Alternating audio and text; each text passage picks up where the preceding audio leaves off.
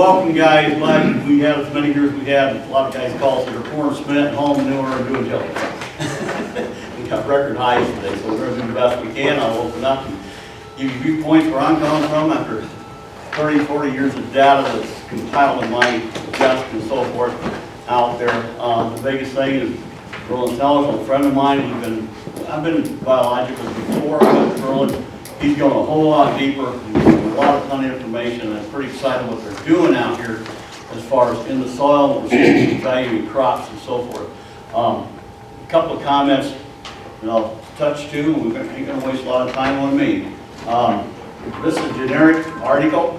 It's on the internet. It's a biological sequence. The gentleman put that out there, so it's pretty much generic. The biggest thing in here talks about how one mineral connects to the other.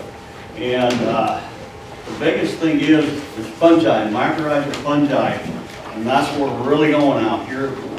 My partner, the other partner we've been on this for a long time. But we're going to also talk a little, connect that to silica. And years ago we thought we lost the silica. With the data we found out we got plenty of silica in the soil out here. It's still there, but how do we get it in the plant? Anybody has ever experienced green snap out there? That's because they're not getting enough silica up in the plant for the rigidity of the plant. And the only way we're going to get it, there is only one thing that will break down and cellulose the silica is mycorrhizal fungi. It is crucial out there, and we're killing them, destroying them with fungicides and everything else we're doing, and killing ourselves as well right along with that.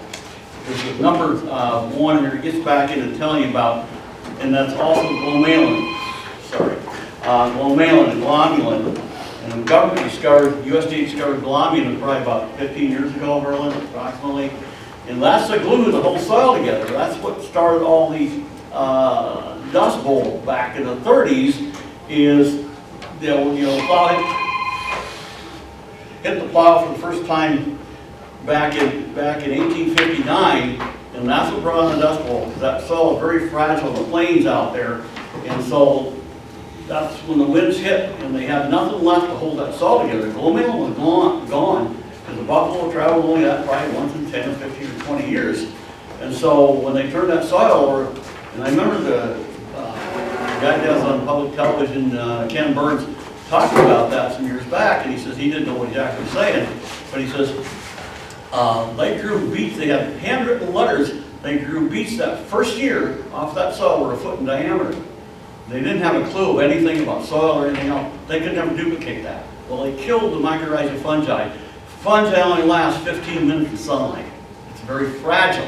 So anything we're doing out here in our chemistry or all our fertilizer stuff, it is hard on soil. Just as simple as that. And that's where we're going back. The Berlin's program we've been putting together, and the industry is really getting on this thing with fungi and glomalin and glomulin and putting the soil back together. We can build this thing out here. We got to have tools to make this stuff all happen. There's some sheets back here. This one talks about the silica content. And oat straw is the highest in all silica content.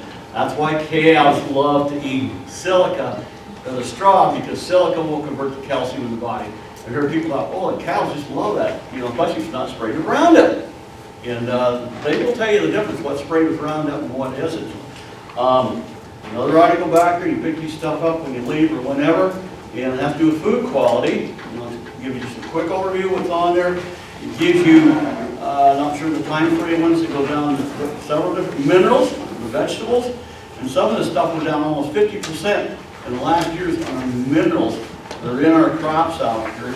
And this is what's really cool, because I've been against the GMO stuff since I learned about it back in the late 90s. You got some colored pictures in here.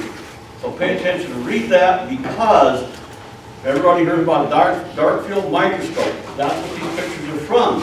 This top with a beautiful array of colors in there, like it's a plant or something growing, and that's under a dark field microscope, non-GMO. When you spray it like this is a catastrophe that we have in that plant.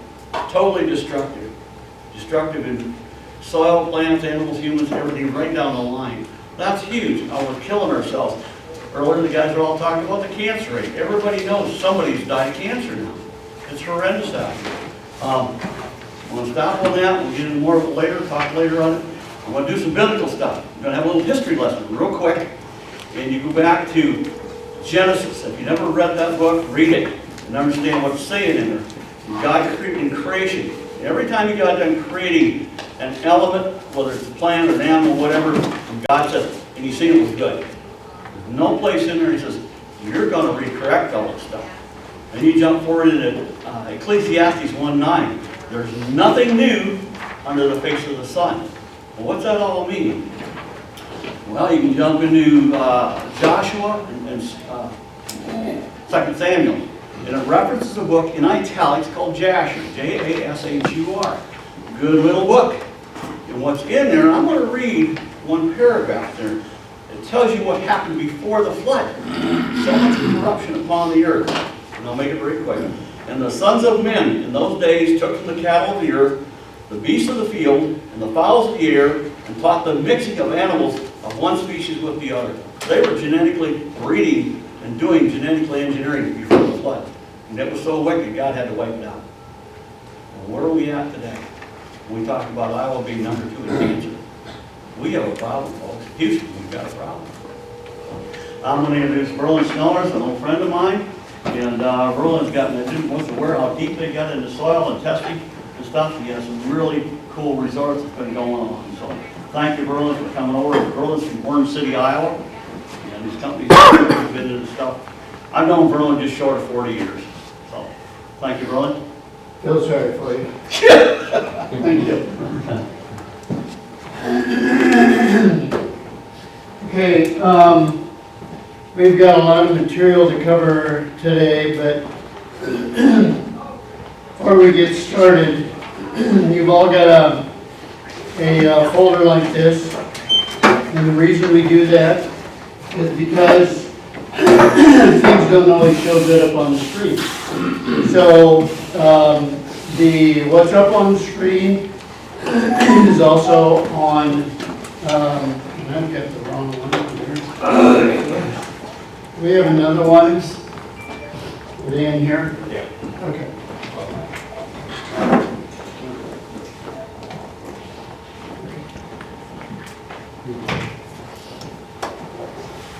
We're going to cover a lot of material here today.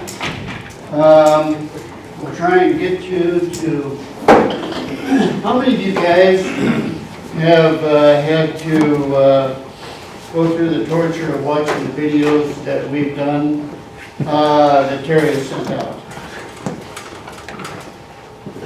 Okay, 3-4 of you, so you kind of know a little bit what we do as a program, but I'm not sure that. Are you ready for the slideshow for the lights? Yeah, you can give it a try. Let's see if it's... You should see it pretty good. We did a little test. Anytime you guys have questions about anything, feel free to raise your hands. It's an open conversation. All right, so the name of our company is Terra Transitional Solutions. The reason it's called that is because what we're working on is to help farmers to help transitional their production, their soils, back into something that's alive and working. How many of you guys have, how many of your guys can say your soils are alive? Biologically. How much? How much? That's the question, right? No soils here, if they're 3% organic matter, have good bacteria level, but they're very weak in fungi. That's the problem we run into. So I hear that from just about everybody. How many of you guys have used compost? Compost tea or compost? Okay, I was to this summer, early summer, to a large outfit that sells compost machines and sells compost products all over the place. And the comment I heard from him and everybody else is we've got lots of bacterial, but not enough fungal. And why should that matter? Well, our soils used to be a balance of 50% bacterial and 50% fungal when this was all prairie. When there was no crops out here. There was a balance. Yes, sir. What is it now? Right now, what they say at best, it's 90% bacterial and 10% fungal. And as you'll see with some of the slides, what they've proven and what some of the record crop or corn producers are who have done lots of work are telling us that, and we know this as well, that fungal is what carries 90% of the nutrients into the plant. So if you do tissue testing and can't figure out why you can't get your numbers up, you're probably short on fungal. So this product, so we can go on to the next slide. So we call it Smart Soil Technology. Yeah, no question. Yes, sir. You got my mind going. So. Good. Okay. You indicate that the fungal mass takes, what, 90% of the products into the plant? Yes.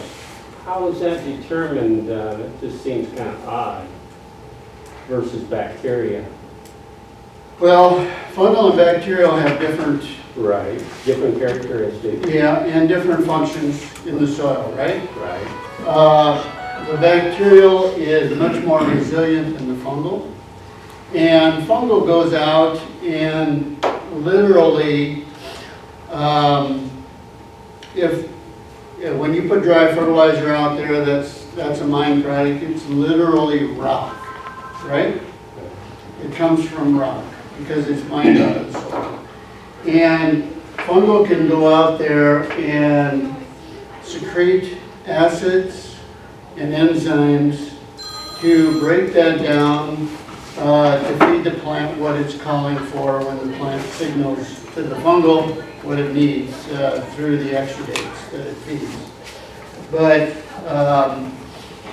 the research has been done by people way smarter than me that say that's how this whole system works.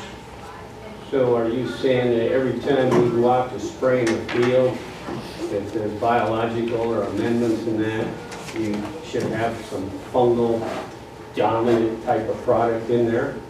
Well, yes, we recommend that, not just because we're trying to sell, a product. The product that we sell, the Biomentum, is 25% fungal.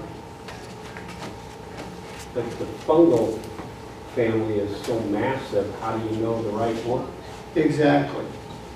So why aren't there's only like 9 different species of fungal in there, and there's hundreds of them, right? There's a whole community. So how do you know which one is the right one? Yeah. And you don't. And if you're familiar with Dr. Elaine Ingham, it's probably been 15, 20 years ago. I spent a week out in Oregon in her class. Yeah. And I learned a lot there. She has said that anytime you spray a fungicide or go across the field with any kind of side, you're reducing fungal numbers. We just don't know which ones and how much. And so that's the reason we recommend that. There's things in this biological, and again, you get back to the point, so why don't you spray 100% fungal out there? Well, you heard what Terry said. Fungal is very sensitive to light. The fungal that we grow in this biology, when we set a tote of it out in the sunlight in the summertime, if the sun, when the sun's over here, wherever it's in the sky the most of the day, that fungal will crawl right up the side of that tote. It loves sunshine. And people say, well, most fungal products, I know there's one called Organics, they've got a whole They got like a half a dozen or so different bacteria in theirs, but it's got to be kept at 60 degrees. It's got a 6 to 8 week shelf 6 life. to 8 weeks shelf life. And this, the biology that we have in there, it's a combination of bacterial and fungal. And they don't eat each other, they work together. You can freeze it, you can bring it up to 120 degrees, you won't kill it. It's a unique set of biology. I wasn't smart enough to come up with this, somebody else was. I'm not that smart. Just ask Doc. Where's Doc? He knows. You had mentioned mycorrhizal fungi was pretty important. Well, if they are destroyed by sunlight, how do you get them down there in the roots where they need to be needed? Well, that's a big problem. And they've got to be in the right form, but most of these fungal products, you got to keep them away from sunlight. Most of the fungal products there, the totes are colored so that the sunlight doesn't bother them. You got to get them right into the root zone. You can't spray them on top. We use this stuff as a foliar spray. We use it, we'll get into that a little bit, but we use it where guys have white mold. Clint, you want to tell these guys what one of your customers did this summer with it? They had white mold spores? Yeah, so I had a new customer this year. This was his first time handling it. And basically, he put it in with the product we're going to talk about later, a mixture we use for, it's called ABC.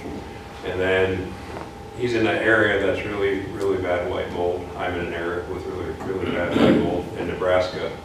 And he sprayed his field foliar right before canopy on his soybeans. And then a week later, this is the guy who's out in his fields every week scouting. He sends me pictures of the little white mold mushrooms all over the ground. And I'm sitting there going, oh no. they at least had, they grew and released. He was out in that field about every other day for 2 weeks, and none of those beans ever got infected by white mold. So the theory we've come up with that is he sprayed those beans at the most perfect time that when those spores released, we were able to stop them in the soybeans before the beans got infected. Now, 4 years ago, Bruin come over to my farm. I've been fighting white mold something fierce in the soybeans. I haven't grown soybeans in the last 2 years because I'm trying to get rid of the white mold.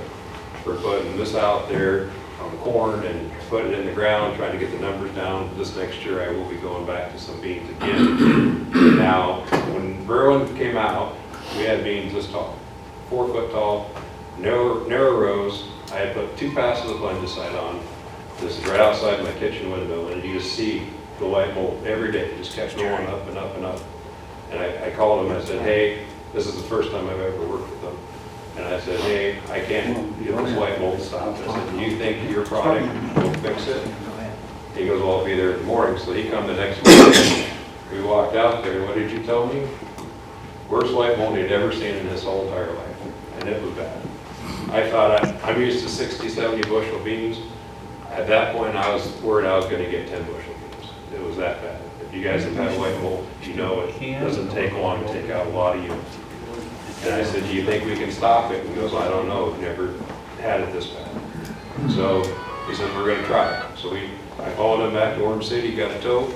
Next day, I sprayed it, put a half gallon on, 25 gallons an acre, and waited 2.5 weeks. He come back, he brought 3 or 4 of the guys with him.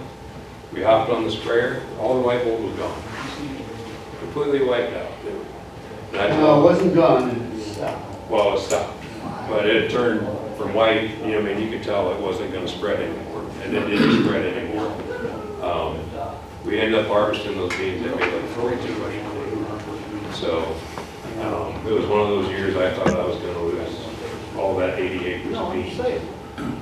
I ended up spraying everything with it that year just to be safe, and we had some 70, 80 bushel beans that year. So it is definitely, I will not ever tell anybody to plant beans without it, because it'll fix a lot of the sudden death, it'll fix a lot of the white mold. This is why I'm here, because what he showed me the last few years, it's the only product that I have ever used that shows results. I can go out to any customer that uses it, go out there with the spade, we go out there with a penetrometer, it changes the compaction of your soil. We can measure this to the line in every single field that we've applied it on in test strips. So, So why did the compaction of soil change? Erwin, that's your expertise. So fungal is what helps change the compaction of the soil the most, and the glomalin, as Terry talked about earlier, is what helps to hold those particles from compacting again. And like you said, the USDA came up with this, I don't know, 15, 20 years ago, whatever that was. But that, if you get the right biological activity going in the soil, we can loosen the soil up and reduce compaction. We've been doing that for quite a while. But, you know, so the reason, this is the key term right here. I don't care what you're doing. This whole planet, whatever you're doing, is based on balance. The balance in the soil has gotten thrown off. How many of you feed cattle? Okay. So, if you've ever dealt with digestive issues in cattle or hogs, you know, salmonella is an easy one. You've probably all dealt with that if you've had livestock. And Doc maybe back me up on this, but salmonella is naturally in the digestive tract, right, Doc? So why you get a salmonella outbreak and get diarrhea in livestock? Because the balance got thrown off somewhere, either through stress or change of feed or something, okay? Something's gotten thrown off, and it's the same issue we have in our soils. Why do we keep getting more and more disease issues? But it had to do with the drug I companies. mean, they're getting worse, they're not getting better. Or humans back 40 Doc. years ago. I'm just thinking outside the box, but with this white mold thing, have you ever considered treating the seeds before they're planted? And through competitive inhibition, controlling the spores that might be in the seed, and then maybe either foliar feeding or spraying the biology on the ground too? So we've got a seed corn company that started with us this year. Right, right, yeah. Because the research has been done years ago that shows that what's in the soil biologically ends up in the seed. So they're looking at that because of the biological content of what is in the biomentum of that hopefully carrying over into the seed for next year's seed. And so we have I think four different seed companies this year that have used biomentum as a seed treatment. We've seen some improvement in plant health and some of that stuff. But we put it in furrow as well, because we want to flood the root zone with good biology. And so we use these three products together, we call it ABC. And I'm kind of jumping ahead of myself here, but we'll roll through that stuff. But we're using the pressure on some of this, Doc, is so high. So we recommend in furrow, and if anybody's got white mold issues, we have to put a quart out there in spring, broadcast, and not do any tillage after that. It's got to stay on top where the residue is. Because these white mold spores will stay in the soil for 10, 20 years. Nobody knows how long. And depending upon how bad you have it, we'll control up to 90% of it most of the time. So we're using you know, multiple approach here, you know. So that, to answer your question, yes, sir. We'll go back to a few minutes ago. You're saying the seed will absorb the biology that is in its environment right around the seed? Is that what you're indicating? That's, you know, I've got research papers from research been done. I'm not sure, I don't remember how long ago they've done that, but that's what they're saying. What you have in the soil there biologically transfers into the seed. It goes through the plant and terminally ends up in the seed. If that's the case, then why in the heck are we buying coated seed that prevents that? Well, it's kind of an yeah, okay. See where I'm going with this? I know, and Why buy hybrids? you're 100% right. When you say that, because it's kind of stupid. I know, but the key here is, you know, we've lost, okay? And so to help prevent some of these diseases, we're trying to get that balance up. And that's why we put it in furrow, 1 to 2 quarts of it, because of the fungal activity. And so what we do is we test. We test between the row and in furrow. So if this stuff is so good, then we better be raising the fungal activity in furrow where we're putting it for sure, right? So what we do, what we've gone to, and this little kit, the microbiometer, is supposed to be 90% as doing a lab test. And so we go and we test between the row and in furrow, and we compare them. We send it in and have it analyzed to see what's happening with availability of nutrients. We take tissue samples and we send it in. We do those 4 things to see what the difference is. Whether this is all influ dust or whether it's actually working. So, I don't know if that answers your question, but You got me thinking about, well, if they're coating seeds, but that's contrary to what you're saying about these other researchers are finding. Does that mean we've been led down the path the wrong way for quite a while, maybe? you guys are going to have to decide that for yourself. There's a reason I'm here today, because I used to be into everything the co-op used to do. I don't hardly do anything with the co-op. I farm 10 quarters in northeast Nebraska. So you're an outside the box kind of guy? More and more every year. Are you learning anything? I'm learning more than I ever imagined. We have guys that went to school that are dealers for us, that have agronomy degrees. And even one of them said in our group text message just 2 days ago, he goes, I can't believe what all the crap they've had with us. Been there and seen it. That's what he told us. I didn't go to school. I'm a farmer and this is all from experience. And what I was told growing up, I'm 43 years old. I started farming in 2003 when I graduated college. I've got 2 quarters, 6 months left in college. I went to school to be an electrician. Always had an interest in science. And as soon as my dad retired from farming, he basically just said, I'm cash renting it, you do what you want. And that's when I started going down this path and getting into research. And it's been very eye-opening. Have you had any failures?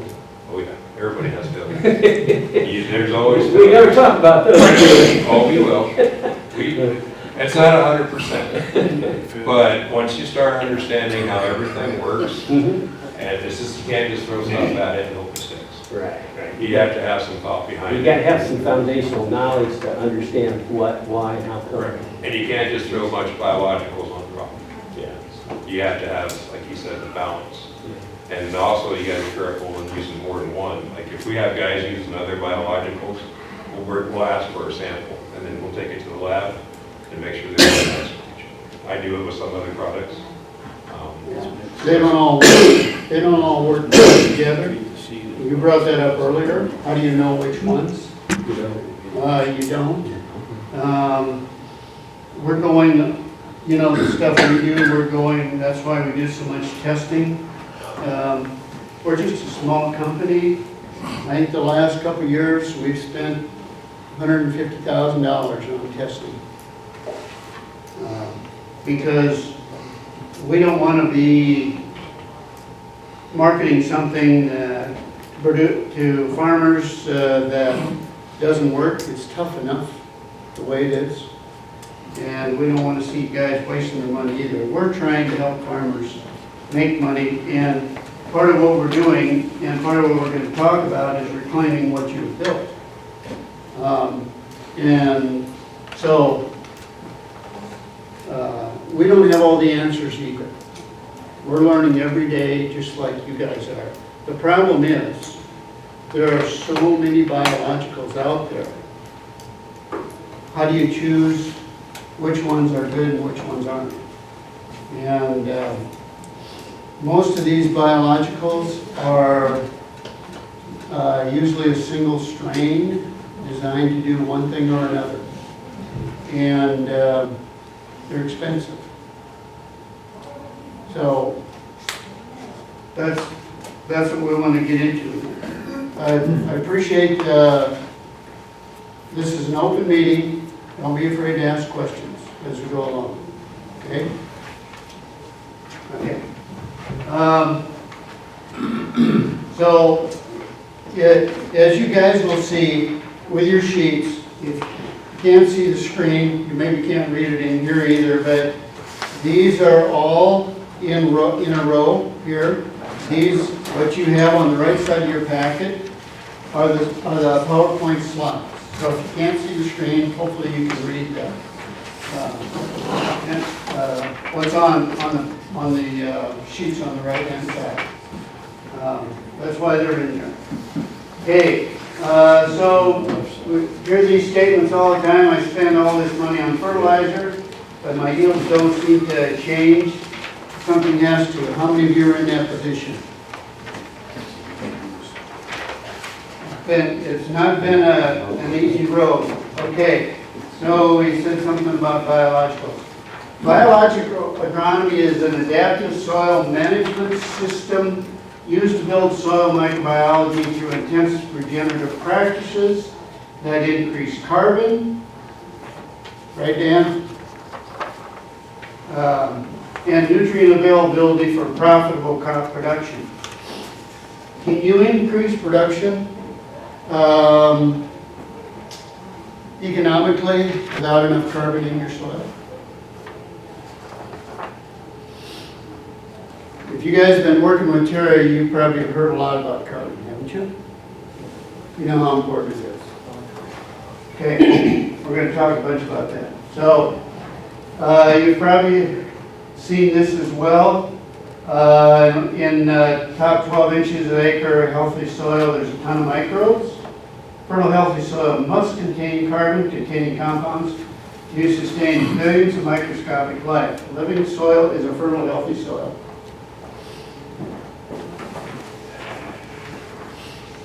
You guys know what these are? What they really represent? Can't see. Sure.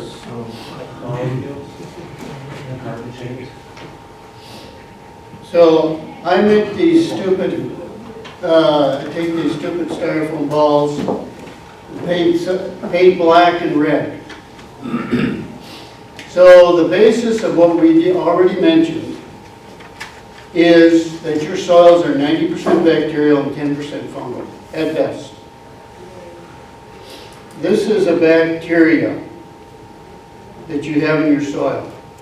On that bacteria, there's 5 carbon and 1 nitrogen. This is a fungal. And this is the basis of your farming, believe it or not. And hopefully you'll see that by the time we get done today. But on this, there's 25 carbon and 1 nitrogen. and we'll get into the economics of this here in a little bit, but these guys, the fungal, have to eat these guys to grow and multiply. And when you've got 90% of these and 10% of these, and this is what feeds your plant 90% of the nutrients, according to the scientists, you need to get more of these. And that's what we're working on. Yes, sir. If you're implicating that big carbon in the fungal mass to be a key element. Right? Absolutely. Okay, Available carbon. available carbon. Okay, what's the difference between carbon, available carbon, and non-available carbon? That's one of my questions. I got another one here. I'm just full of them to see what it That's good. So, what percentage of, first of all, what's the organic matter in your soils? 3%. We'll just use 3% as an average, right? Okay. What percentage of that organic matter is carbon? 50%. 50%. What's the other 50%?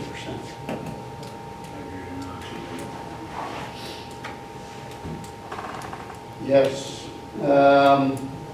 In that other 50% is dead microbes, which have eaten the nutrients in the soil. Microbes require 90% of the same nutrients that we require to live, okay? Now that carbon that's in your organic matter is bound tightly. It's not very available, and in fact, at best, if you have good biological activity in your soil, you'll get 3 to 5% of that a year broken down to be used. If you spread a dry humate, how many of you have spread the black earth humates? Okay, that's a fairly readily available source of carbon, more available than what's in the organic matter. What we do, a highly available source would be what we call board grow, and Terry's got a liquid humate source, right? Terry? Correct. And how many of you use that? Okay, we put these three products together to answer your question, because this is 25% fungal. We want to grow the fungal. This is a liquid carbon. It's highly available. It's a readily available source, so we can grow that quickly. We also put an amino acid source with it, not nitrogen, not 28, because the 28 is going to put the nitrogen fixers in the soil to sleep. We don't want to do that. We want those to grow.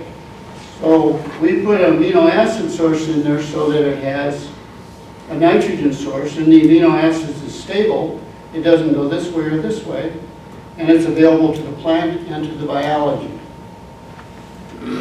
But we want to pump up these guys, so we put this in here, and we make sure there's available source of nitrogen so that it doesn't rob from what's in the soil. We've had guys this year, they have put these two products on, liquid carbon and the biology. And after about 3 to 4 weeks, their corn turned yellow, because we grow the biology, but we didn't have a nitrogen source, and it used up all the nitrogen, and they didn't have enough available there. You have to have a balance to get this, because you need these and you need these. Okay. Yes. If this is the case, then how come the co-ops, the big boys, are not telling us about carbon? How much money do they make off the carbon? Because they can't sell product if they do. Exactly. I'm not going to answer that. You guys know the answer to that. This is an interesting question. Yeah, I know. But I hope you understand why you need a balance. And again, the key word, no matter what you're doing, whether it's soil or livestock or yourselves, everything's about balance. And that's what we're trying to get you guys to see. And that's what we're trying to do biologically. And that's why we use this little test kit to make sure that's what's happening. You can do the Haney test as well, and that'll give you carbon also to measure. And we do that also. But these are the guys you need back. These are the guys that we keep killing off. Every time you put a side on, one form or another, you're going to kill them all. It's that simple. And I realize you guys are caught in a vicious circle. If you don't do that, if you don't put the sides on, I understand that.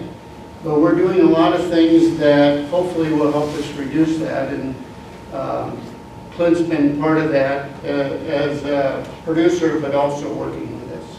So, yes. Are you seeing organic matter grow if you start addressing the carbons? So theoretically, yes, but let me tell you what we see when we get high fungal numbers in furrow. And the guys raising this 600 bushel corn, which is a bunch of baloney. Well, you don't believe it? Well, I believe they're doing it, but it's On half an acre maybe? well, yeah, I mean, come on. What they're doing, and they don't tell anybody this, but one of Clint's dealers called the agronomist one day and started talking to him, and the guy wanted to sell him product. And guy said, they started talking about fungal. And the guy said, no, I'm doing a different product to raise my fungal numbers. And he said, well, we're getting numbers of over 1,000 CFUs where we're raising 600 bushel corn. Now, typically in furrow, depending upon if you put an insecticide on and what kind of seed treatment you have, you're lucky to get 10% fungal. We've got the numbers to show that. With different fungicides, we've got the numbers to show that, okay? So,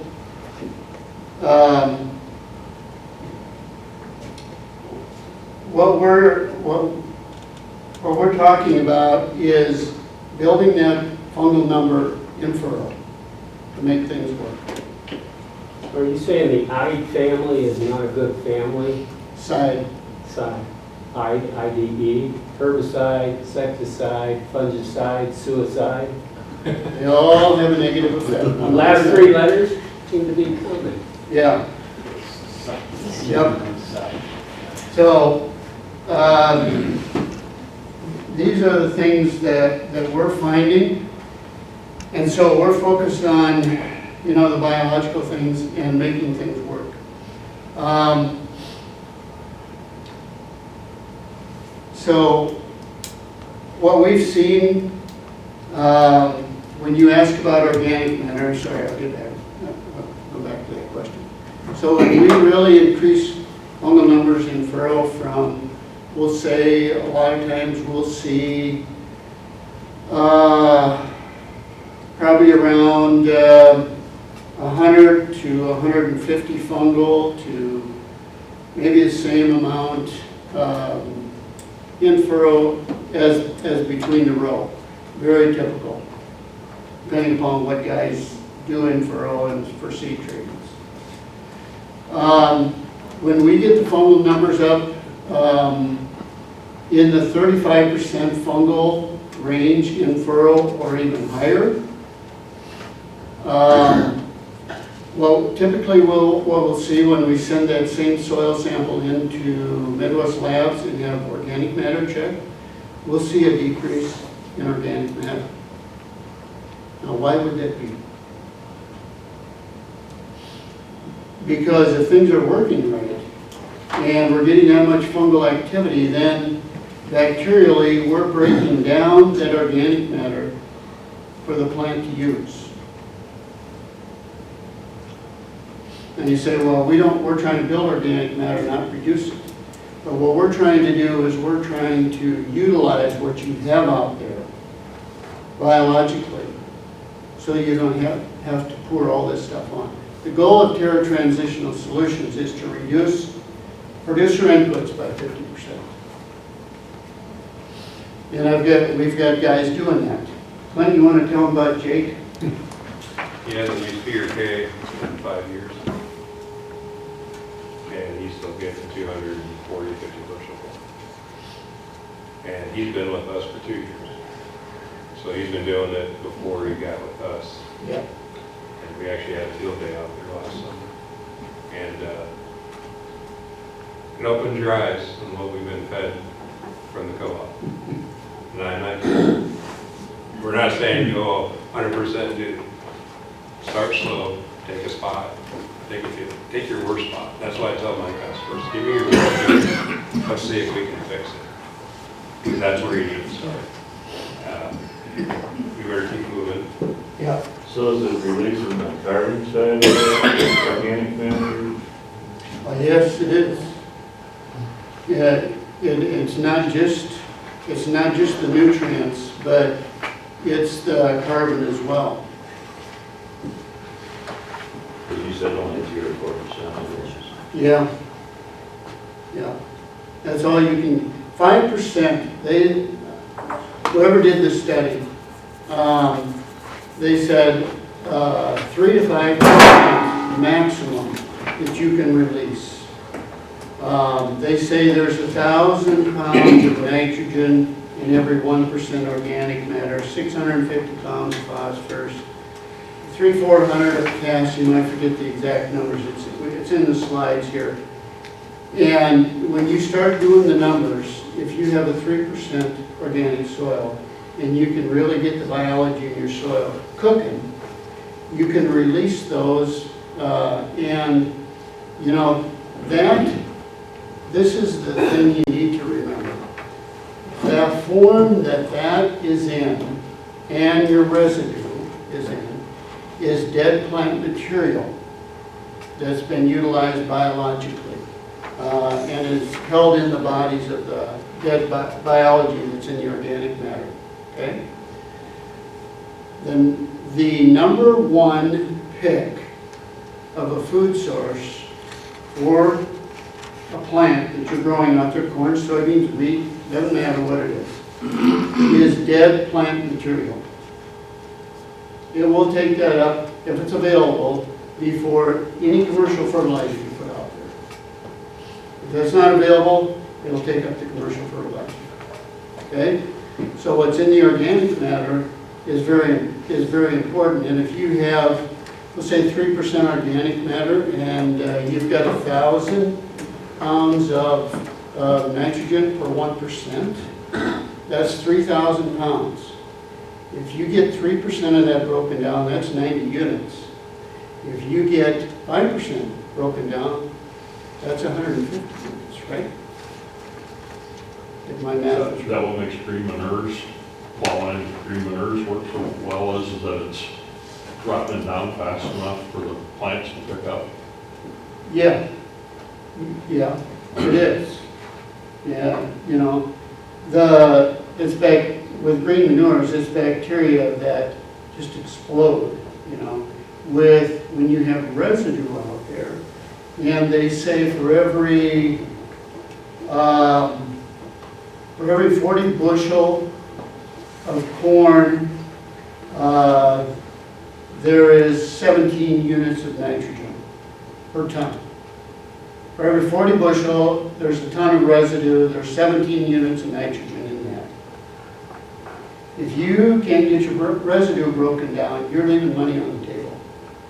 And if you grow 200 bushel corn times 5, you can do the math and figure that out yourself. But that's all plant material that gets broken down during the season if you have the right. I see all this tillage going on out there. Most of it's because guys can't get the residue broken down. And so they want to till it in, try and get mixed in with the soil, so they don't have to deal with it next spring. But So if you're using your organic matter, how how is it that you're not stealing from your bank? You are. Okay, You're utilizing, so your organic matter could go from 3% to 2%, or? it doesn't go that fast, but the thing you gotta remember is, you're putting organic, if you get your residue broken down, you're putting organic matter back in the soil again, and you replace that every year. So what shows up in furrow, as far as organic matter, where we biologically we're getting things going, versus between the row, we're not breaking it down. Not like we are in furrow. So across the field, you're not changing it hardly at all. The reason we look at that is the biology doing its job? That's what we want to know. So we're not telling you to get rid of fertilizer. No. We have a guy doing it without any, but eventually he's gonna hit a point, he's gonna have to start putting it on there. But he's been doing the build, all these co-ops push a build every year. So you can get by with that for a while, but eventually you're gonna have to start adding, because you're always taking something off of that field. You're taking the grain, that's nutrients leaving. But like years like this where fertilizer is super expensive, if you've been doing the build for 3 or 4 years, you can definitely cut back. We're not saying go zero hardcore, because it took longer than a year to destroy this. It's gonna take over a year to fix it once you get going. But as I can see over the years that I've been adopting, not just his product, but before I was using mycorrhizal fungi.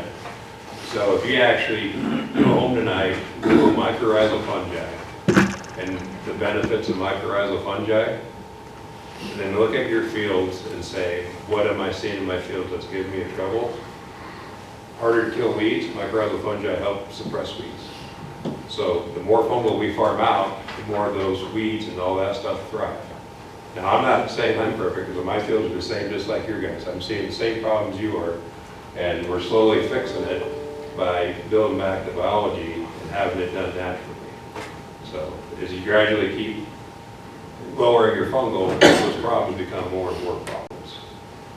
So Jake, the guy that's been not putting any P and K on the last 5 years now? 4 or 5. 4 or 5. He's been using the biology the last 2, right? Sorry, last year and this year, 2 seasons now. So tell him what's happened to his P1 numbers. They've actually stayed the same or gone up just a little bit. Because there's so much phosphorus out there that it's just tied up. It's bound up, it's not being released. And as he lets the biology build, when you start adding fertilizer, your microbes don't have to work. Your plants don't form those symbiotic relationships with those microbes to work together to get that stuff freed up. Your plants are basically lazy. Your biology gets lazy because it's not utilized. That's why we don't tell people to put our product in with phosphorus, because we're banking on the plant making the symbiotic relationship with the biology. But if the plant has already got phosphorus sitting there, then that microbe has nothing really to offer it. That's why orthophosphates, your plants delay that until it says, oh man, there's no more left. Now I gotta go find it. Well, so then you delay it, or, I don't know what could happen, but that's why I lose yield. You'll lose yield, but I'm just saying, there's always, yes, I've done multiple starter trials in the past. P starters, I've done orthos, I've done 1034-0. Yes, you will see a visual health on your plants. And I'm not saying everybody, but on my ground, this is what I experienced. At the end of the season, it never amounted to any yield gain.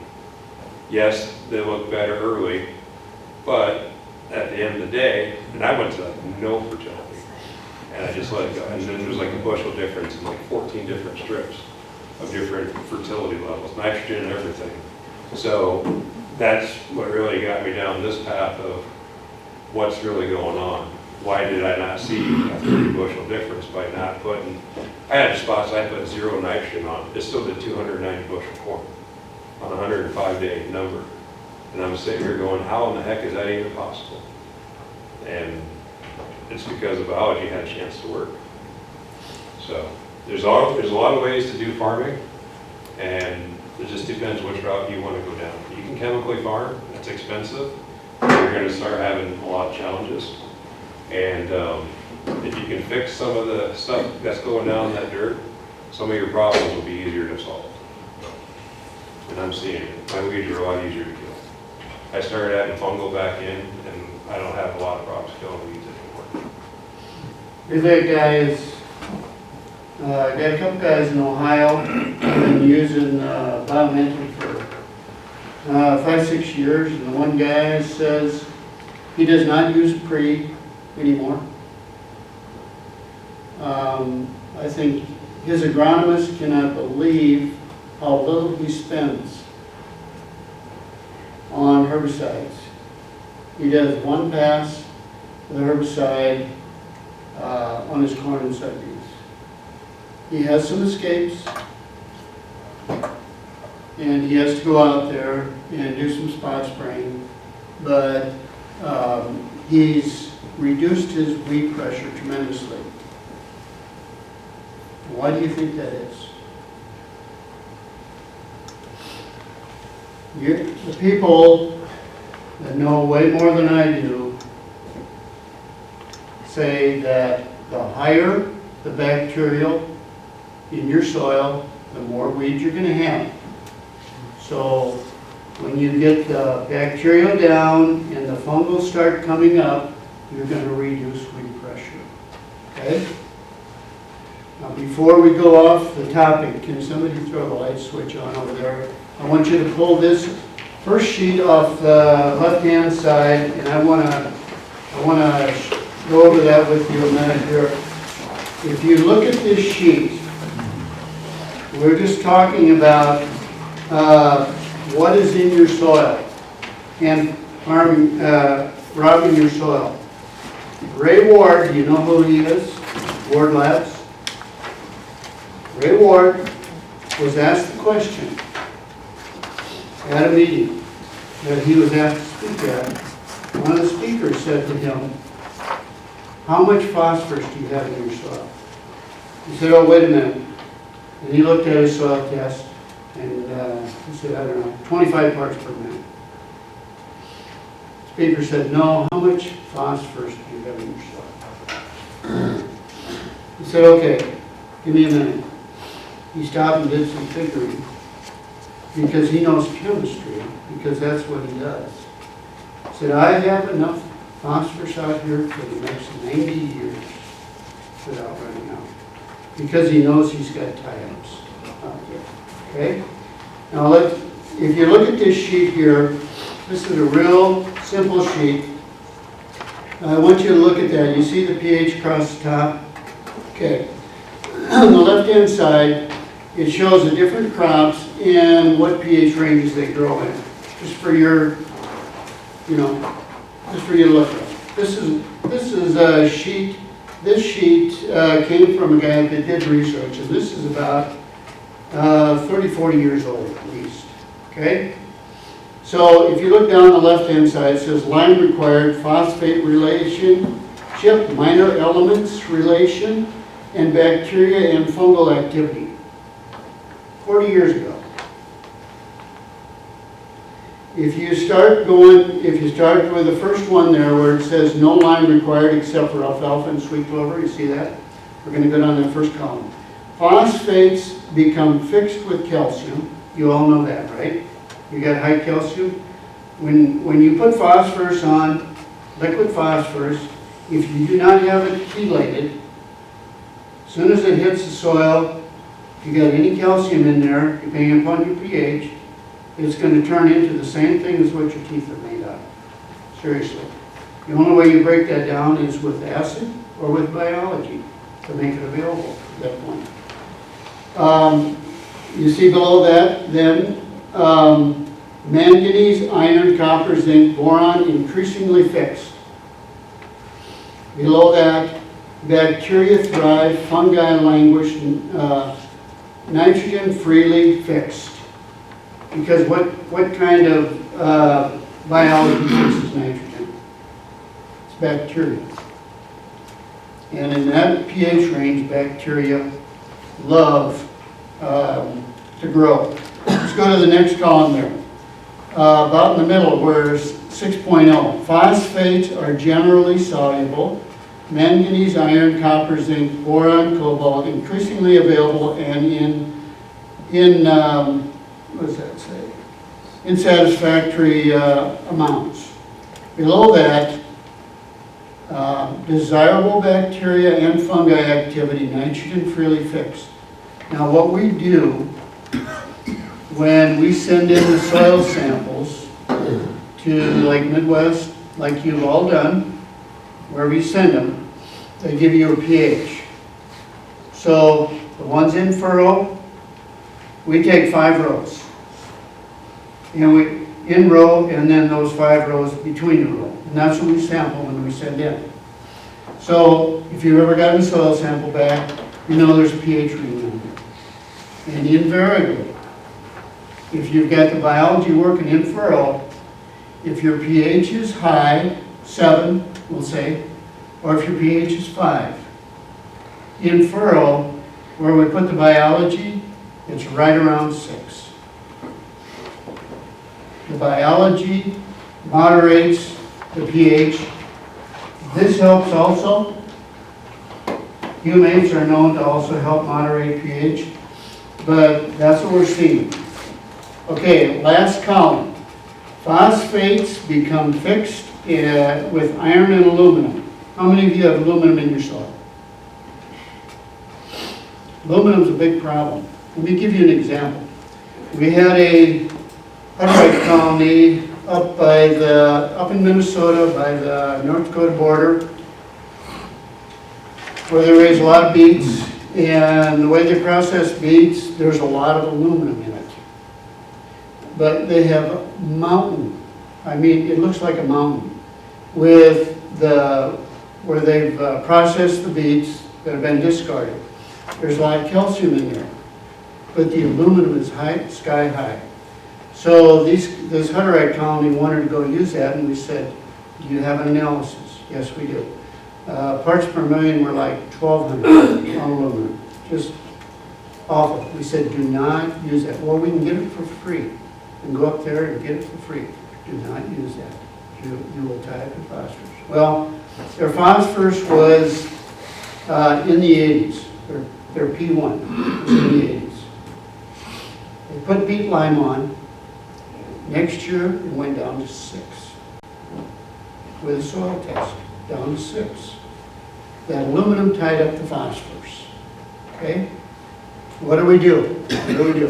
Well, you had 2 choices. Go buy a tanker of acid, and then you'll drop everything on your soil, or you put calcium back on to force the aluminum off the phosphate iron. And we had them use Pell lime because it's a clean source, highly available. The next year, after they put it on, their P1 went back up to 108. If you don't think you have types in your soil, think again. If you don't check for aluminum, you might want to do that. And not just be calcium either. Water treatment plants use aluminum to Yeah. separate that out of the water too. So if you get a calcium from somebody, that's why it's cheap, because people don't know it, but they give it away basically free. They use aluminum to get that stuff out of there. So have it tested for aluminum wherever you get your calcium. If you get your calcium from mine, then there's none in there. Like, Where's the aluminum coming from up in Minnesota? I don't know if it's how they process it or, it's got to be in the processing, whatever they're doing to get the sugar out of the beets. But I'm not exactly sure how that, I don't think it's pulling aluminum out of the soil. I don't know if beets do that or not. I'm not sure. But that level is, you can't use that stuff. It'll kill you. Was that sludge line you're talking about? there's a plant in Sioux Falls that does it, and then they had it tested, they're high aluminum. It's something in the process they use to extract it out of the water when they treat the water. So are you guys finding that aluminum is a bigger problem than what we even know? Yeah. So it's, as the information is coming out, it's becoming more and more apparent that maybe aluminum has some huge implications. Yes. Aluminum's been indicated in dementia too. Oh, yeah, big time. You ever seen a chemtrail? Yeah.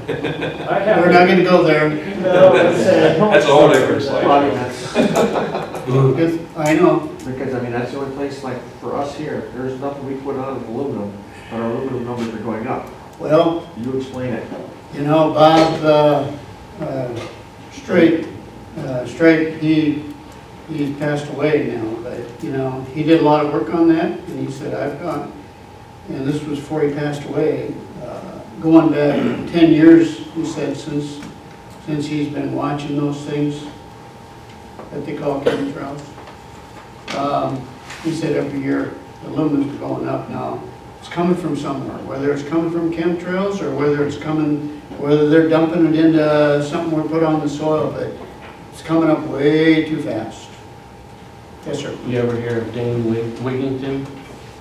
No. Geoengineering.com? Oh, yeah, I get that, Yeah, he's got a tremendous amount of testing and scientists, and I know. the soils and the forest lands are extremely just skyrocketing with aluminum. I know. So, I mean, that's a great source to take a look. We've had people in Hawaii, this is a number of years ago already, they couldn't grow tomatoes anymore because all the disease issues and everything, they just couldn't grow them.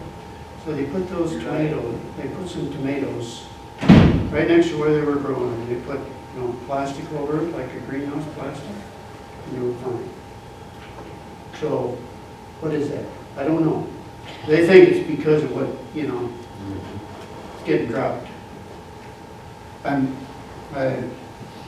just want to stay away from that, but. Sure. Yeah. I looked at some labels on some fungicide, and I saw aluminum sulfate in there. Well, I got to thinking about it, and I'm going, if aluminum's detrimental, why are they creating a problem to solve a problem? They wouldn't do that to you. An article on the farm papers recently, and the great savior out there is gonna be your seed companies, because they're gonna come along with another GM trade that will block in the plant aluminum. Okay? I know. That article came out a year or two ago, didn't it, Terry? Yeah. Yeah, I saw that too. Yep, it was one of our, what was it, Bayer or Monsanto? I think it was Monsanto. One of those two, yeah. Yeah, they're doing the, why would they be wanting to put that trait of being able to, aluminum not bothering the plant? Why would they want to do that? You buy their seed only. What do you think? Mm-hmm. They're gonna get you one way or You another. guys are smart, you can figure it out. Okay, let's keep, any more questions? We'll keep moving here. I got a comment. You bet. You guys are worried about aluminum. If you ever do a total nutrient density test, your two top minerals in your soil are what? Aluminum's at the top. Aluminum and iron. Yep, So it's a +3 charge. yep. That means it's oxidized. That's what you want to keep iron at to keep it in check. But they're bullies in your soil, that's what makes your soil so hard. Now aluminum's tied into silica. That's what makes your clay. So how many different types of clays you got in the Midwest? You guys need to know your clays. Mountain marillonite, spectmites, elites, and kaolinites. And that's how your clays are stacked. So what determines the availability of aluminum? Calcium. You keep your pHs neutral, you keep your calcium up, you won't have an aluminum problem, along with active carbon. Active carbon, you said the magic word there. What is Active carbon. What is active carbon? What's the definition of active Ask carbon? Dan, he's in the business. Active carbon is a soluble carbon molecule that's active and able to feed biology because of the oxygen level in the carbon molecule. Humates, that's the advantage of humates, they're loaded with oxygen. That's why they're a great food source for biology. Where your organic matter is mostly made up of human acids, humic or carbon molecules very low in oxygen. And if that's the case, then they're very insoluble, and it's a storehouse for biology, but you won't grow biology. And the way we've been farming all these years, we've been beaten up to what we used to call humus, which is labile carbon, or epoxy carbon is what the universities are calling it now. And that's your active carbon in the organic matter that has the potential to feed biology. And a good way to check that is just do a water soluble test on carbon. So there is testing methods to show active carbon? Oh, absolutely. Haney test. Any test shows it? That's Organic carbon. Organic carbon. M, That's another name for it then? So what's organic the, carbon. Organic carbon is what the chemists call it. Yeah. what's the optimum parts per million of carbon in order to help? A good number to shoot for is 200 parts per million. The big boys go for over 300. On active carbon? Yes. Parts per million. 200 parts per million, get pounds per acre, it's times 2. What about the one-day CO2 burst in your Haney test? Well, that's a measurement of your bacteria activity Yeah. in your soils, how active your soils are with bacteria. Because bacteria consume a lot of carbon, then it goes up in the air as CO2. So on your active carbon level, if you got, say, a level of 400 parts per million, we should have one hell of a crop out there. We should. But we don't. Something else is hurt. Say that again? I'm just saying, you know, we're talking about active carbon levels. I said, okay, well, you have 400 parts per million. You got that high, then you got a nitrogen problem. Are you 300 organic? parts per million where? In the soil test, active carbon, Yeah. if we've got 300 to 400 parts per million, we should have one hell of a crop out If you there. got the nitrogen to back you up. Yeah. Yeah. See, Remember, you gotta have a nitrogen ratio of 15 to 1. Unless you're fungal dominant. That doesn't play an effect on carbon nitrogen. Pardon? That doesn't play an effect on carbon nitrogen. I'm talking about your carbon nitrogen ratio.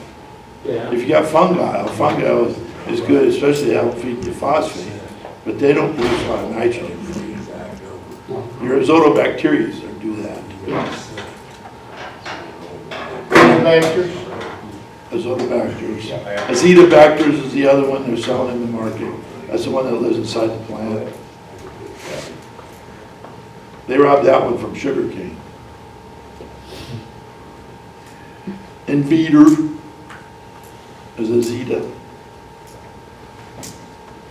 Okay, good questions, good discussion. Any more? Otherwise, we'll move on. Hey, I Yes, know, he was saying like the active carbon, you know, that man over there said like 400. Well, my dad last year went from 267 to 587 in 6 months over the winter. carbon? Yeah, active carbon. Active carbon? Yeah. How did you measure it? Well, we put 5 gallon of fungal on, fungal stuff in with active carbon. And my organic matter went up 1.3 over the winter in 6 months. Went from 5.3 to 6.60. How'd that happen? And it's a snowball effect. We had some that went up to 1.6, 1.8. We got one guy by Sheffield, almost a can of organic matter. Gotta remember, active carbon is seasonal. It'll go up in the winter, it'll go down in the spring, it goes back up in the summer, it goes down after harvest. So we, over the summer, we went from 587 to 485, so that's putting in the corn. Yeah. We used no NP and K on it this year. We're doing different things than a lot of people are doing. We use cover crop between the row during the summer instead of during the fall. So we're feeding the plant throughout the season different species. So what's your complaint? Good. What's the problem? You have a problem? No, I said, like, on the active carbon, how high should it be? Well, you go to the sky as far as I'm concerned. If it's gone up that much, I'd run it again in a different lab and see where it is. Yeah. We You run always gotta the, consider lab error. we do a water soluble test. All you other guys are testing in acid. You don't I just have go with Midwest? acid. No, we don't use that, no. That's an acid test. need a water soluble. Your plants grow in water, not acid. Midwest does a water soluble. Very good. That's what your active carbon is. That's amazing. It really is. Okay, anybody else? You guys are doing good. Okay, you wanna hit the lights, Terry? We're gonna roll along here. So this guy, he's been doing this for a while, but this is what the guy did.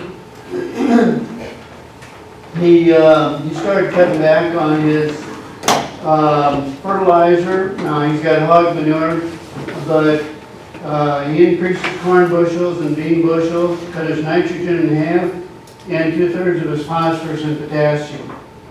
And so there's guys doing this, and that's the mission we're on as well. So this is kind of what he did.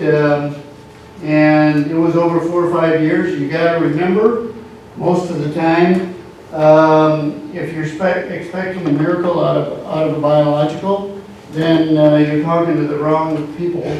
You're talking to us, because biological activity, a balance of biological activity has to be obtained over several years, unless you do what this guy did and poured it on. It'd be very interesting to see what happens, how that stuff tests at the end of the season this year as well. See where you're at.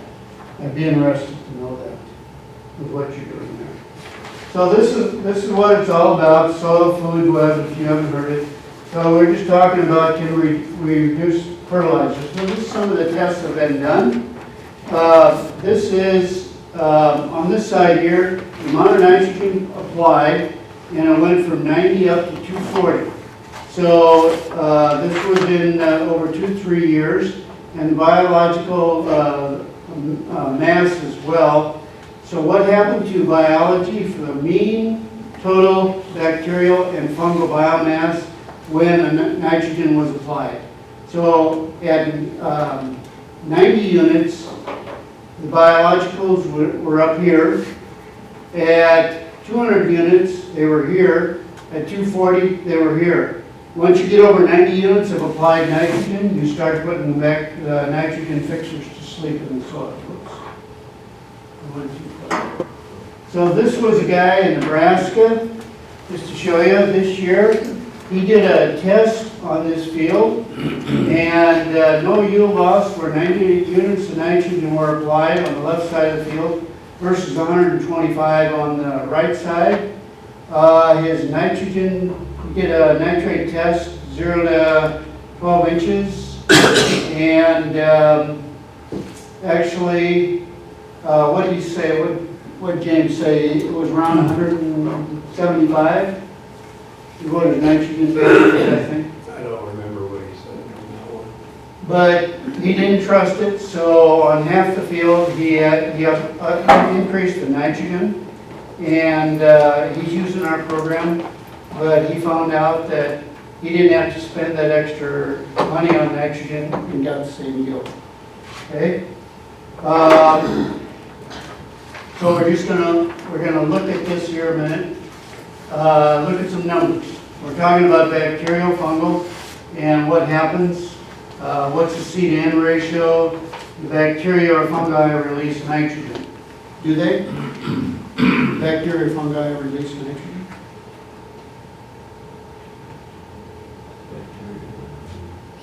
Okay, we're just talking about these two guys right here. Bacteria and fungi, and this is just a list of what's in there. So we're talking about a 5 to 1 and a 20 to 30 to 1. If you look at what fungal need to live, they need to eat, we call them flagellates as a group. They need to eat 6 bacteria a day just to stay alive and multiply. So that fungi's got to eat 5 of those little guys in order to stay alive. 5 nitrogen are released for every 6 bacteria consumed. They pass them off as gas. 5 nitrogen molecules. So, this is the math. 5 nitrogen are released for every 6 bacteria consumed. Every protozoa eats 10,000 bacteria a day. That's 8,000 molecules released per day per protozoa. In a healthy soil, 50,000 protozoa per gram. Protozoa eat 500 million bacteria per gram of soil per day and release 400 million molecules of nitrogen per day. This 7 nanograms of nitrogen per cubic centimeter surface soil per day, and plants only require 0.2 of a nanogram per day. Is there enough nitrogen there if you got really healthy soil? You gotta have balance to do that. You gotta have balance. Okay? Just something for you to think about. You're talking about organic matter. And so you have got to be increasing your, the only way you do that is basically from what research has told us, total mean biomass versus organic, and mean organic matter. As your total biomass goes up, and they say fungal biomass, this is not my stuff, it's research that's been done. As the fungal numbers go up, so does your organic matter. And that's exactly what you saw, wasn't it? You poured on a gob of fungal, and what happened to your organic matter? It went up. And this research has been done years ago. I think this is probably Ingham's research too, I'm not sure. So here's what I referred to earlier, and this, you got this slide in there. For every 1% organic matter, 1,000 pounds of nitrogen, 650 phosphorus, 115 potassium, 700 calcium. In uncompacted biologically active soil, 3 to 5% of the nutrients can be released out of the organic matter.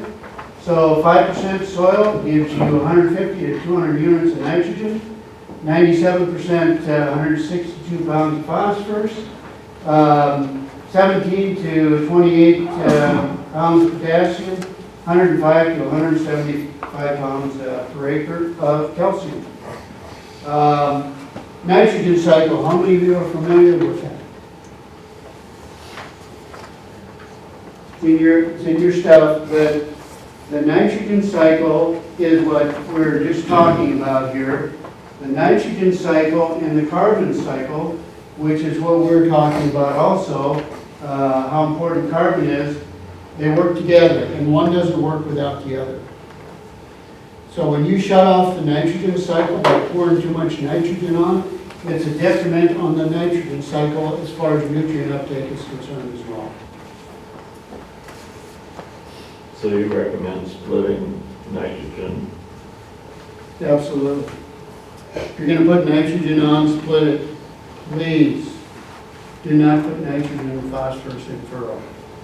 Hula and these guys have done research on this, and it's just like Clint said. They've said if you put your nitrogen and phosphorus and potassium in furrow, it'll look good to start with, but you shut off the relationship between the root and the fungal is what brings in 90% of the phosphorus into your plant.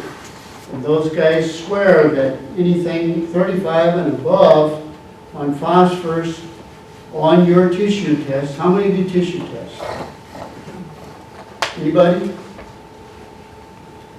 Okay. How do you know if what you're doing is getting into the plant? Sap test. Sap test, okay, your tissue testing. Good. This is the reason when we do in furrow, between the row, we do a tissue test as well. We want to know if this is bullshit or if this is working. If it's working, the nutrients are getting into the plant. Okay? Just so you know. Humic substances. That's what Dan does. Humic substances have been shown to be probably the most important thing in agriculture. They will help get into the plant 40% more nutrients by themselves. Because of the charges they have on there, they not only hang on to your nitrogen, all your positives that you put in the soil, including phosphorus, so they don't tie up and are available to the plant, but they will chelate everything and pull it off the colloid surfaces so that they're plant available. There's nothing more important component-wise, in my opinion, than humates. So this is what we contend. Carbon is king, but fungal is pot of gold. Okay? And you didn't put on any N, P, and K, you said, right? Correct. Yeah, you didn't have to. When you get numbers like that, why would you? Right? Correct. Okay. So, this is just a statement from a guy in Nebraska. He said, looking at my soils, I have an imbalance in fungal to bacterial ratios. Have any of you ever checked your fungal to bacterial ratios? Good. How have you checked them? Well, a couple of samples, 8 or 10, sent into a biological lab out in Washington State. Okay. Where I used that microbiometer. Quick, easy, economical, get you in ballpark. It does, you know, nothing is 100% accurate, okay? But it gives you an idea of where you're at. Exactly. The little kit, each test runs you about $10. Right. And I hired a high school kid that graduated from high school this year for 2.5, 3 months until he had to go to college this fall. That's all I had him doing, was going out getting soil samples, leaf samples, send them into the lab, and Clint's in the process of analyzing all that. But we've got the soil tests, we've got the biological numbers, we've got the tissue tests that we can look at to see what's going on in the soil. Tried to reuse the cards, but them rascals locked it out. One shot. You're right. You only get one shot. You must be Dutch. I'm just creative. I'm Dutch, that's why I dare say that. Now, if you really truly want to see your improvement, you should be only sampling at the same time when you're in the same conditions. Because it's like the guy that wants to check his sugar levels in his hay, you know, we'll take, the competitors, they'll sample in the morning, in the afternoon, they'll check yours, and you get that totally different reading. Because so, I mean, if you're taking the fall and the spring, Yeah. you're not getting a true results of what you're actually doing. You're not taking into account for the year. So I mean, if you're going to do it the 1st of August, we should do it the 1st of August every year, I correct? agree, 100%. Then you see what you're actually doing. Or do it consistently multiple times a year. Yes. So I mean, whatever date you pick, that's when you should be trying to do it as close to that. So you don't get that, oh my God, I got a hell of an increase in my carbons or this or that. There can be natural yearly fluctuations.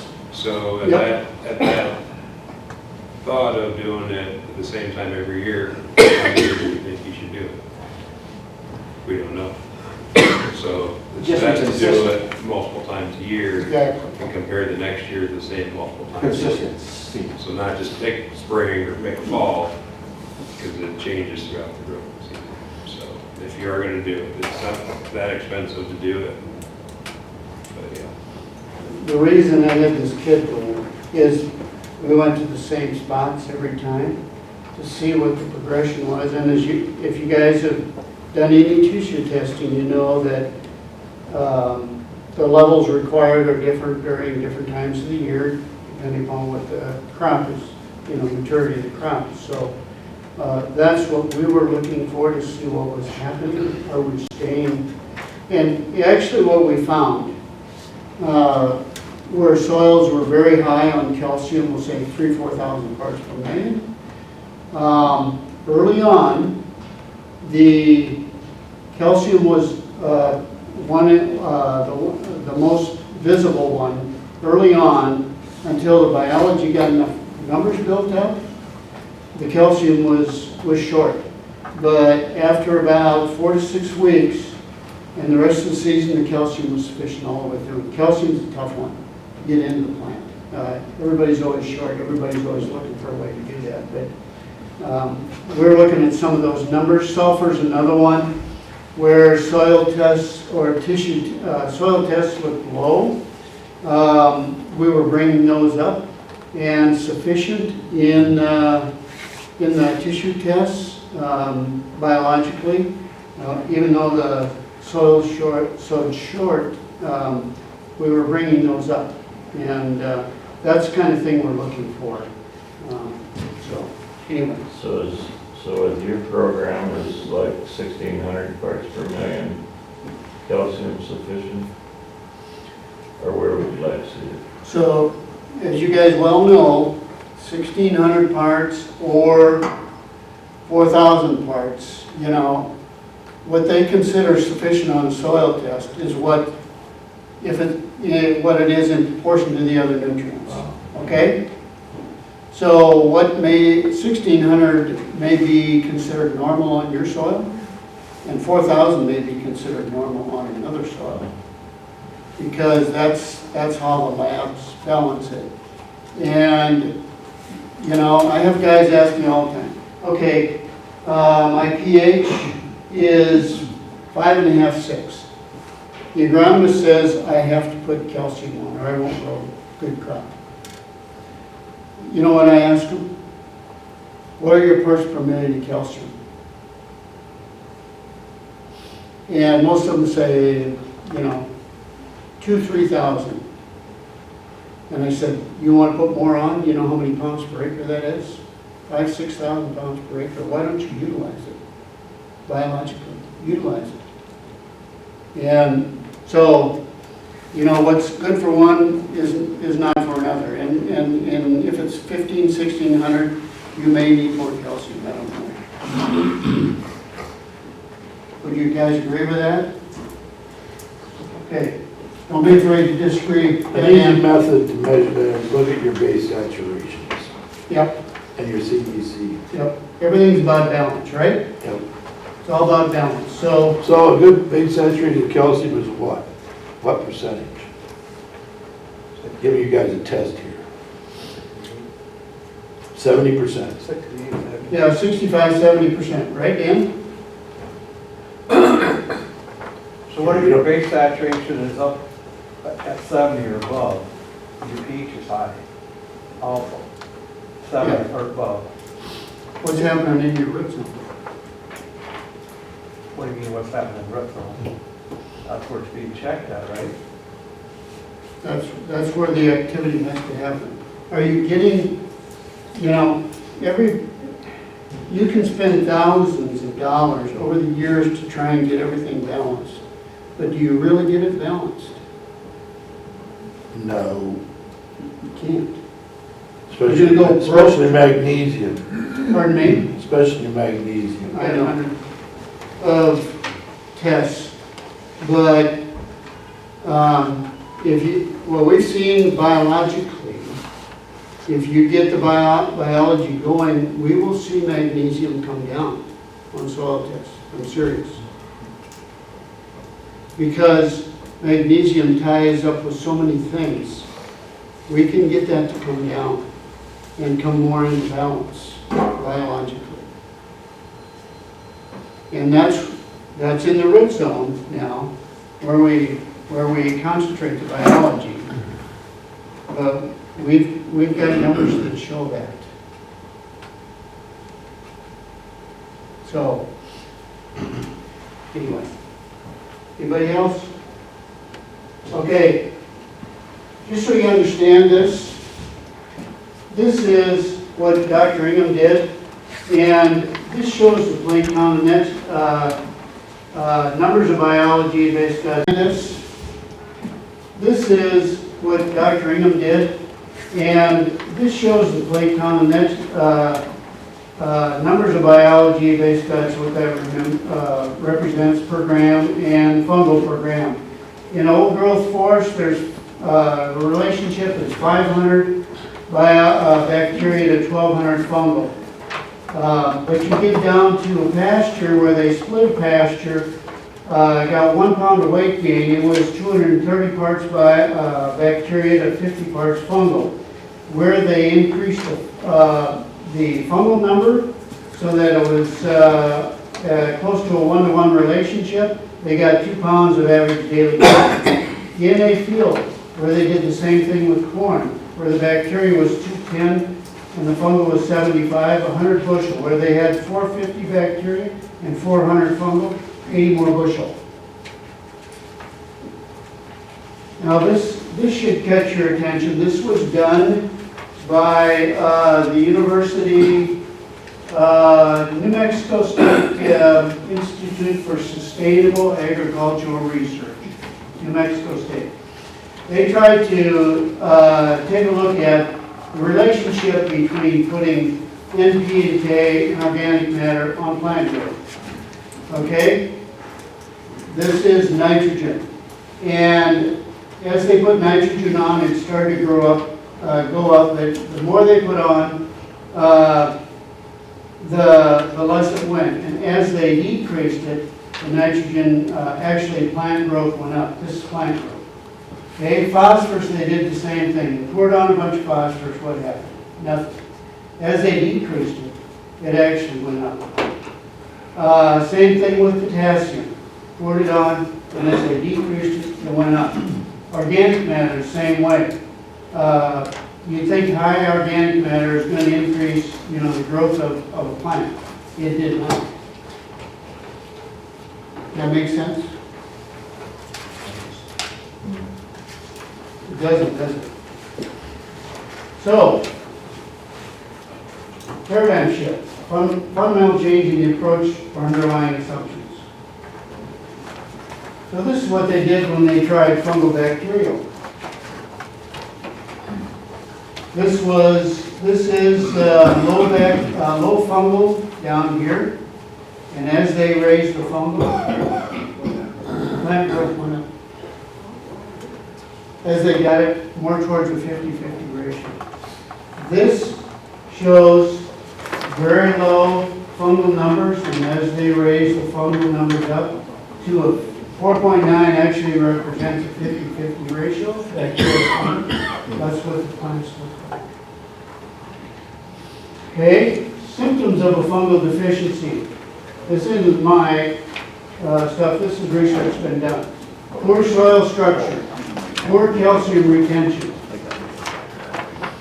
Dr. Ingham did a test where she put bacteria in sterilized soil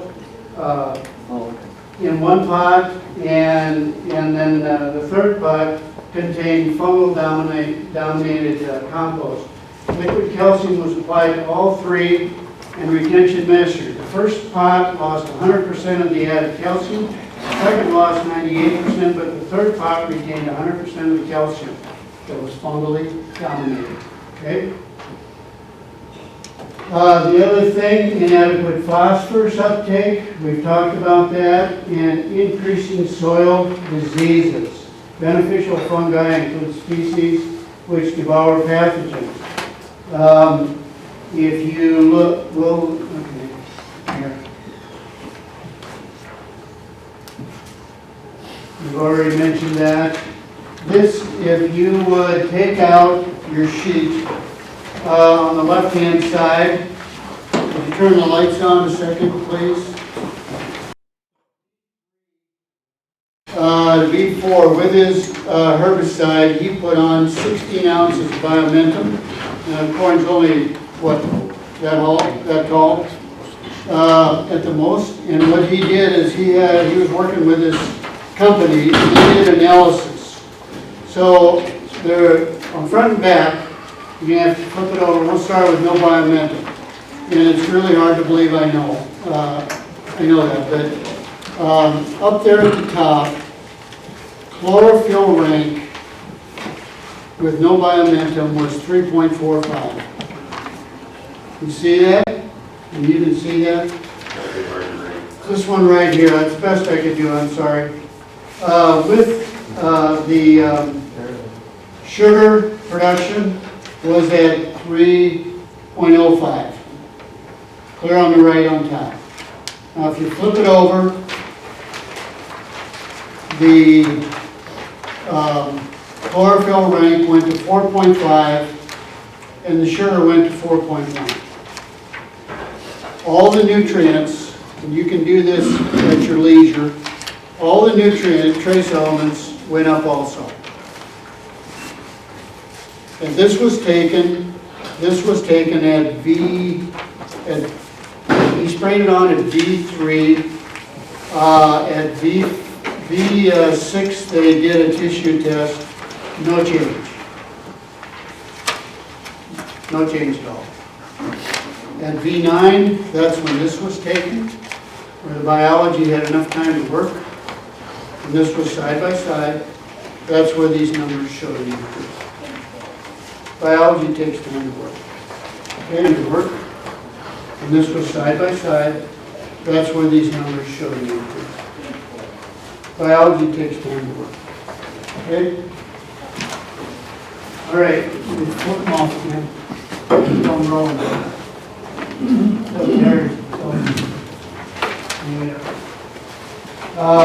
Just so you know, there's a, I don't know if I included this or not, but the thing we're very interested in and we've been talking about is organic parts of it. So they did the soil test at V9 also, and the organic nitrogen, which is what is held biologically, versus the inorganic nitrogen.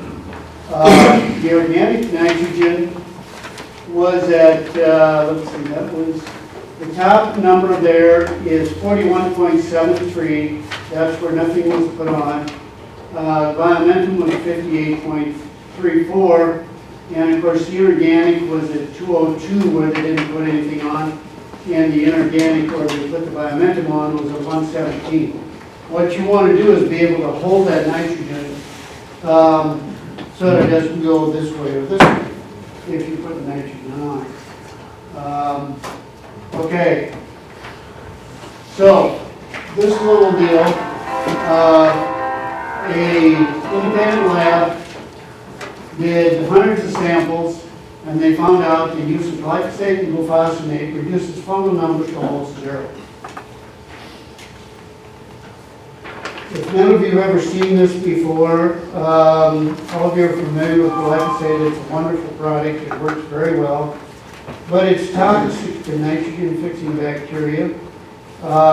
Bacteria in the shikimate pathway, it's toxic to mycorrhiza, to biological control organisms, to earthworms, and to plant growth promoters. So it also reduces the availability and uptake of essential nutrients like copper, iron, potassium, magnesium, manganese, nitrogen, and zinc. Unfortunately, that's the dark side of using it. And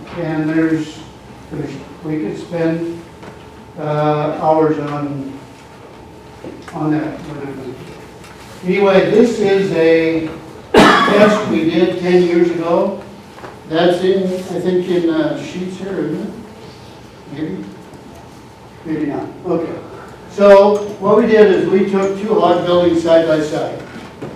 We put the biomentum in one for 6 months and not the other. And actually what we did is we ran it through the pigs. Okay? We wanted to see what because you all know there's glyphosate in the grains, right? It goes into the grain. So we knew it was in feed. So two buildings side by side. What we found out was the glyphosate in the side we didn't do was at 131 parts per million. And we did this for 6 months.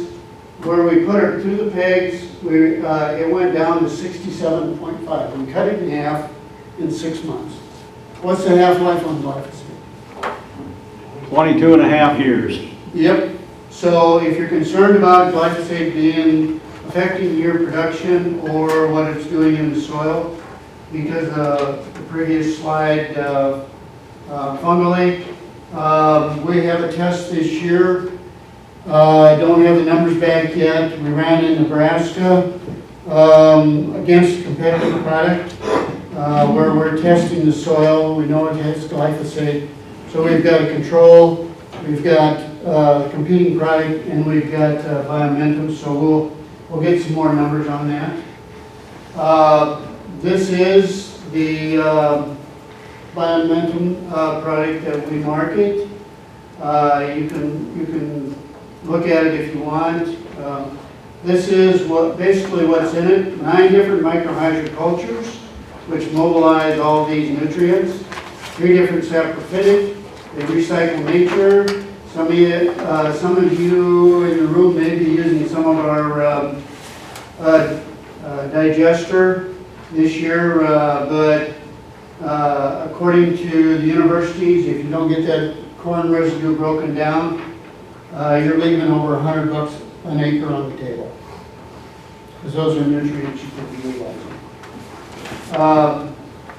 So the recycle nature, we destroy, there's stuff in there that destroys pathogenic fungi, there's cell wall borders, we're destroying bionematocide fungi, it infects the eggs, the juveniles, and the adults.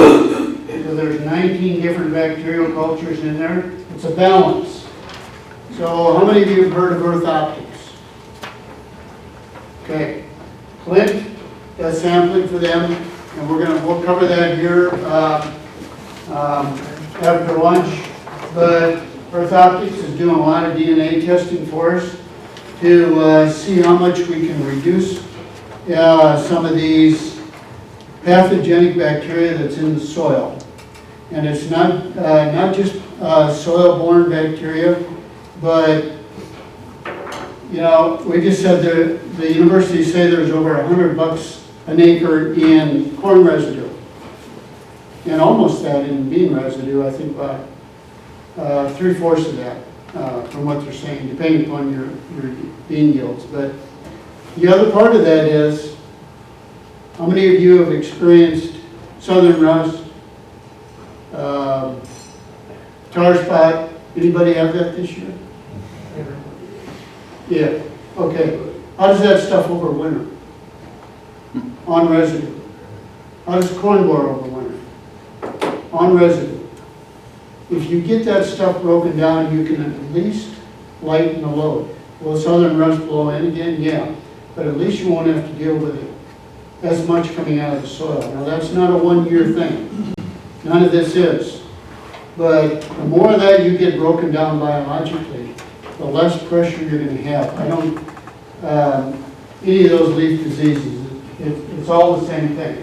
So that's why we're doing testing with Earth Optics, and Clint will explain that more after lunch here, but that's a big deal. So getting the residue broken down biologically, and I know you guys try and do that by tilling it into the soil, but if you don't have it takes the fungal to break the cellulosic portion of that residue down, not bacteria. Okay? That's an added plus. So this just explains a little bit about the biological, and we've talked about the white mold issues. These are the ones that we're dealing with: tar spot, southern rust, anthracnose, Gauss's wilt. How many of you spray fungicide for Gauss's wilt?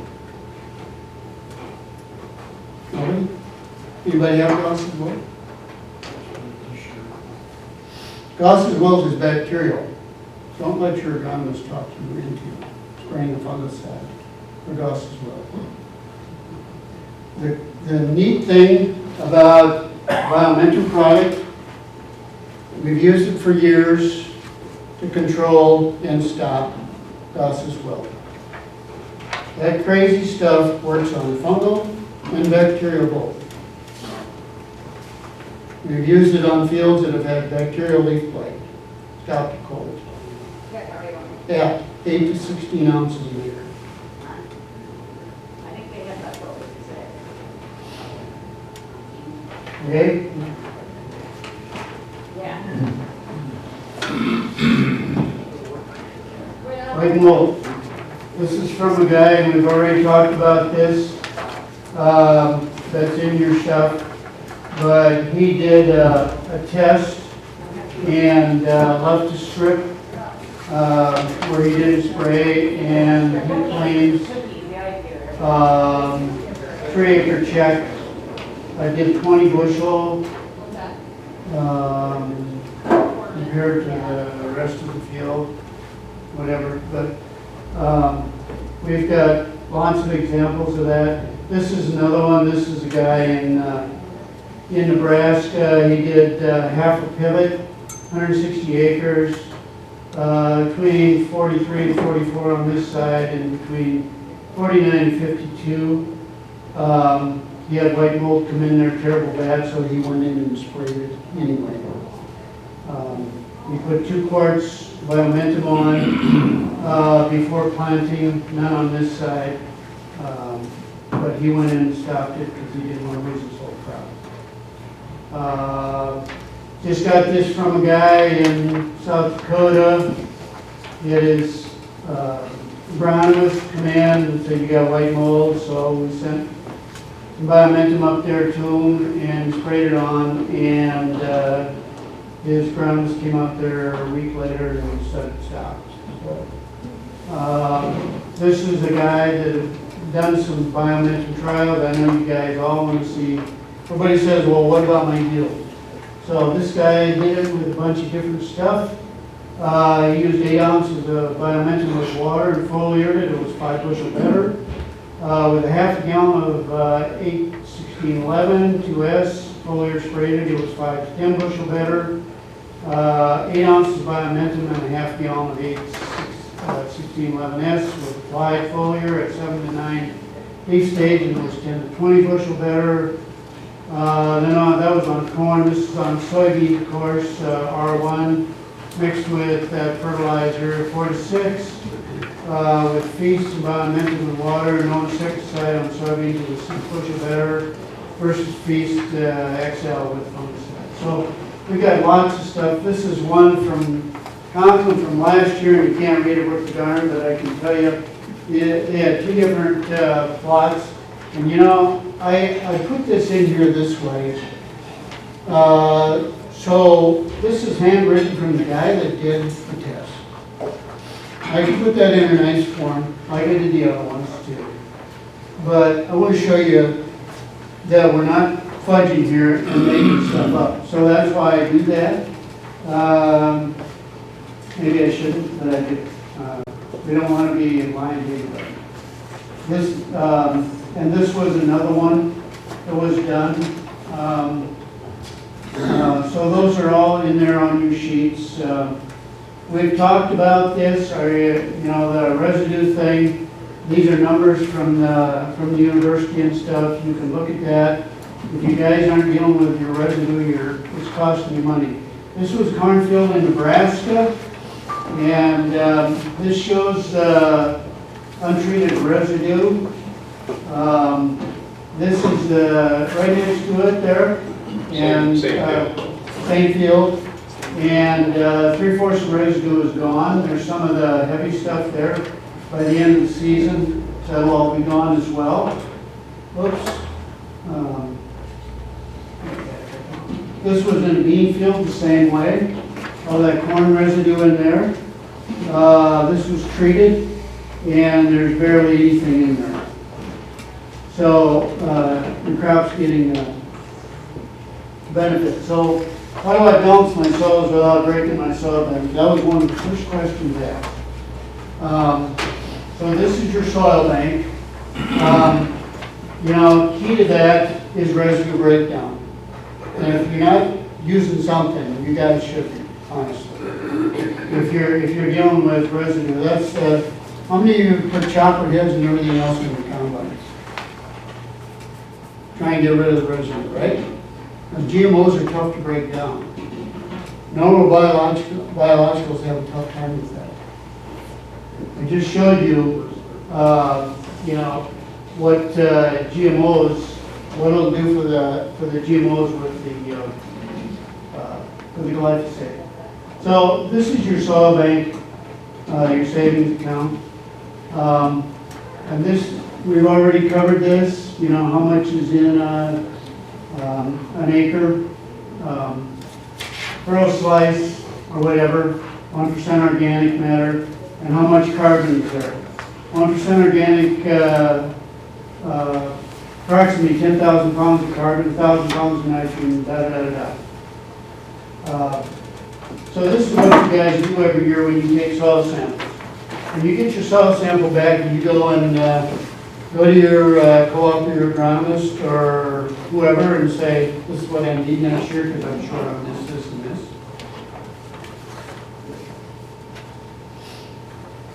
That's what most guys do, right?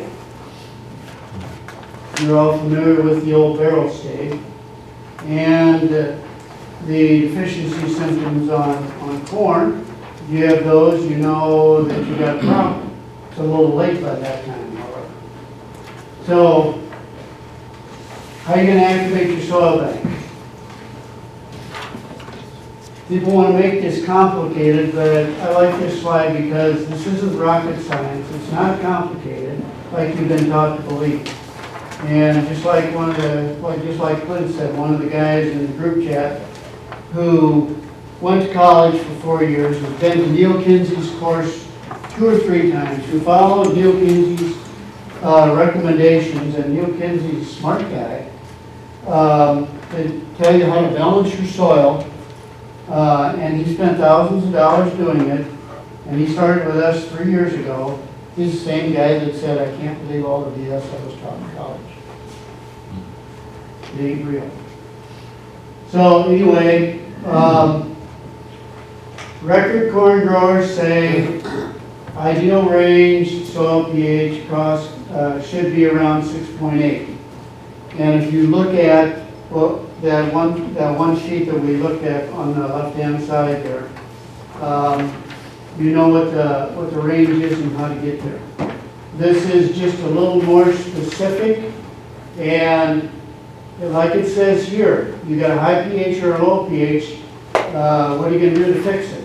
So without biology, you're stuck with pH as the sole arbiter of what is available to plant roots, as indicated to the left. But at organisms and plant nutrition is no longer ruled by chemistry alone. Hopefully, you'll get the gist of that today. So to go higher, we must look below, right? So the ABC, this is what we promote, the ABC, the soil balance.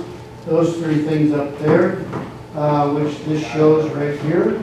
We already explained that earlier, what these are about.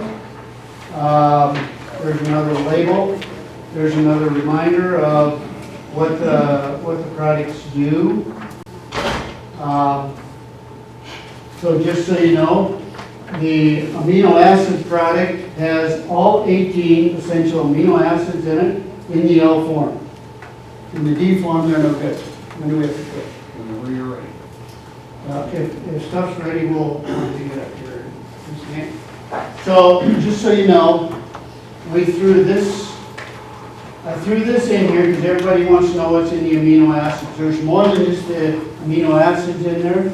There's all these minor nutrients in there as well, trace minerals and everything else. And I get asked a lot, you know, what's in that stuff. There's not much, the nitrogen in there is only 2.1%. But there is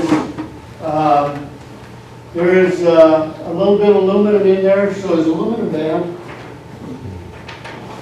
It's in the periodical table.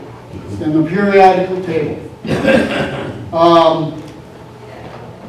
What we have seen through biological testing, when we check the aluminum, the plant levels, even though the soil levels may be high, if you do the tissue test, you don't see a high level in the plant. Are you guys, how many of you guys are coming up short on iron? There's tons of iron in your soil. Tons out there, like Dan said. One of the top 2 in the soil.